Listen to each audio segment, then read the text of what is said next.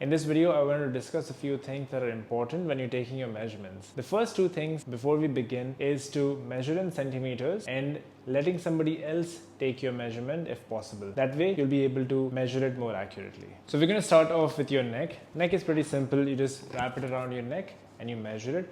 If you're a male, make sure you measure it under your Adam's apple and not over it. Next up is bicep. You're going to hold your hand like this with your elbow at a 90-degree angle and you're going to measure right over here. Make sure you do not flex your bicep, keep it relaxed, and that's your bicep.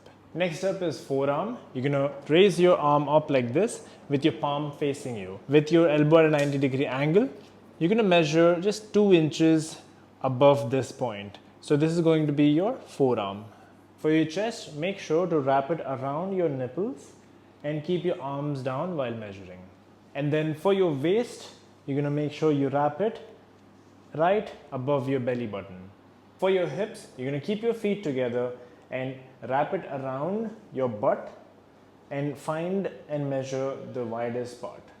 For thighs, you're going to find the center point between the hip crease, where if you lean forward, the line that is created here, and then the knee, you're going to find the middle point of that, and then you're going to measure. That's going to be your thigh, and make sure you're not flexing your thigh when you're measuring. You can measure your calves while sitting down and measure the widest part of your calf muscle.